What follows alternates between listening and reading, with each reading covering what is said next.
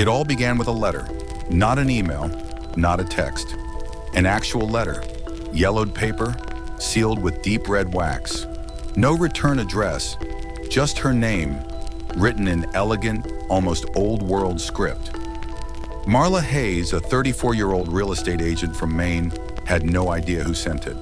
No idea where Black Hollow Road was, but when she read the note inside, something shifted. You are the rightful heir to the property at 41 Black Hollow Road. Come before the blood moon rises. Sounds crazy, right? But still, 3 hours later, she was driving north, past the towns, past the signs, deep into the kind of forest where the GPS just gives up. And then she found it, a crumbling colonial mansion, hidden among towering pines, half covered in ivy, leaning like it was too tired to stand. It looked asleep, or maybe waiting. The front door creaked open with the key taped to the back of the letter. Inside, it was cold, the kind of cold that crawls under your skin. The air smelled of mildew and something metallic, almost like blood. But here's the thing, it wasn't abandoned. Not really. The furniture looked dusted. The fireplace still smoldered. Someone had been here. Maybe still was. That night, as she walked the hallways, she began to hear things. Not quite voices at first, just murmurs, whispers that slid through the cracks in the walls. She's here. The blood returns. Do you remember? Marla tried to shake it off. Stress, she told herself. Maybe the house had mold. Maybe she was just exhausted. But then, the mirrors started lying. They showed things that weren't there. Figures standing behind her. Shadows that moved when she didn't.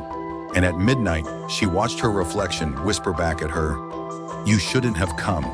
She needed answers. Anything. In a hidden compartment behind the fireplace, she found it. An old family tree. Faded ink. Names she'd never heard. And near the bottom, her own. Crossed out in red. She wasn't an heir. She was a sacrifice. The Blackwell family. That was the name tied to this place. Accused of dark rituals back in the 1800s. People believed they summoned something inhuman, something that needed feeding. The last ritual was 100 years ago, 1924. And now it was 2024, the night of the blood moon. The house began to twist. Doors no longer opened to the same rooms. The walls pulsed like they were breathing. Portraits bled. The ceilings groaned. Marla found the basement door. It was already open. Stairs led into the earth. Something was glowing down there, and at the bottom, drawn in salt and ash, was a ritual circle. Symbols that moved when you weren't looking. In the center, her name. She ran, or tried to, but the house wouldn't let her. The floorboards grabbed at her feet. The walls closed in, and from the circle, something began to rise.